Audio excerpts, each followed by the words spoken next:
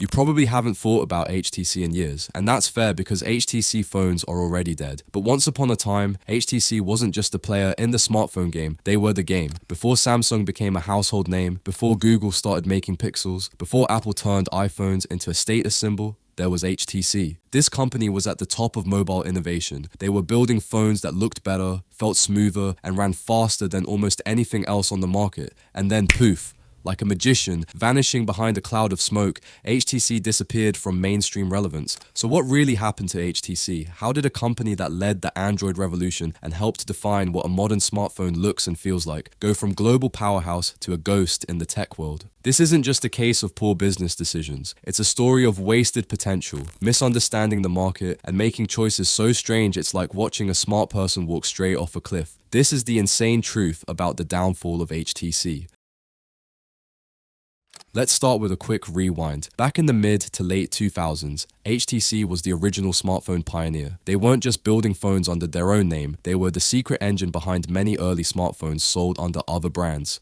HTC actually made the first Android phone, the T-Mobile G1, also known as the HTC Dream. This wasn't just another phone, it was the spark that ignited the entire Android ecosystem. Before Samsung Galaxy took over the world, it was HTC laying the bricks for Android's rise. And then came the HTC Hero, HTC Desire, and the iconic HTC One. Sleek metal bodies, custom Android skins, dual front-facing speakers, top-tier specs. At one point, HTC phones were the phones to beat. HTC was winning awards. Critics loved them. Hardcore Android fans worshipped them. They were the Apple of the Android world. Innovative, premium, and just plain cool. In 2011, HTC hit its peak. They were the #1 Android phone maker in the US. Let that sink in. Bigger than Samsung, bigger than Motorola. HTC was everywhere. Their phones had personality. Remember the HTC One M7? That thing was a beast. It had stereo speakers before anyone else, a beautiful all-metal body, a clean, fast UI. Reviewers called it the best Android phone of the year. They even tried cool marketing. Robert Downey Jr. was the face of their ads. They sponsored major events.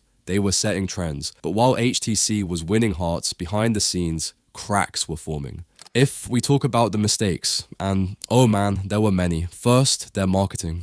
It was weirdly vague. That expensive Robert Downey Jr. campaign, it didn't actually say anything about the phones. It was abstract, confusing, and did little to connect with regular consumers. Then there was the product strategy. HTC kept flooding the market with too many models. Desire this, One Mini that. It was confusing, even for fans.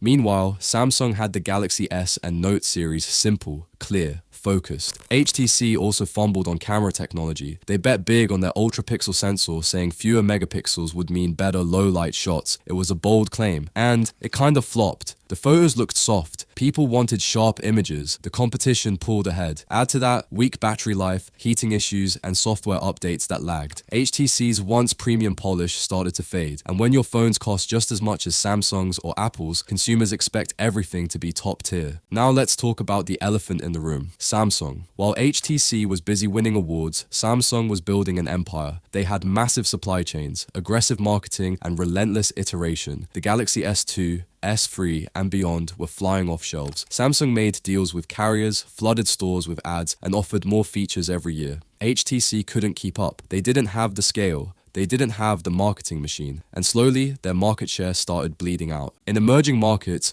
HTC couldn't match the pricing of Chinese brands like Xiaomi and Huawei. In premium markets, Samsung and Apple sucked up all the oxygen. HTC was getting squeezed from both sides. Then came the final twist of irony. In 2017, Google bought a chunk of HTC's smartphone team for $1.1 billion. These were the same engineers who helped build the Pixel. In fact, HTC had actually manufactured the original Pixel phones for Google. So Google basically stripped HTC of some of its top talent and then started building their own devices. HTC, left behind, launched a few more phones, but none made a splash. They were fading fast. And let's not forget the VR pivot. HTC's Vive headset was groundbreaking. For a moment, it looked like they might dominate virtual reality, but even that momentum fizzled. Meta, Sony, and others took over. HTC Vive still exists, but it's niche, far from saving the company's consumer image. By the late 2010s, HTC phones had virtually disappeared from store shelves. No hype, no billboards, no flagship to challenge the Galaxy or the iPhone. Just silence. In 2020, they released the HTC U25G. Did you hear about it? Probably not. It barely made an impact. It was a quiet launch with no real impact in a market that had already forgotten them. HTC went from being the most exciting phone brand in the world to a forgotten piece of tech history. But here's the thing, HTC didn't fall because they were bad at tech. They fell because they made too many missteps at once. They ignored what consumers wanted. They overcomplicated their product line. They bet on the wrong features. They failed to market themselves clearly. And they couldn't compete with the scale of their rivals. But if you ever owned an HTC One M7 or a Droid Incredible or a T-Mobile G1,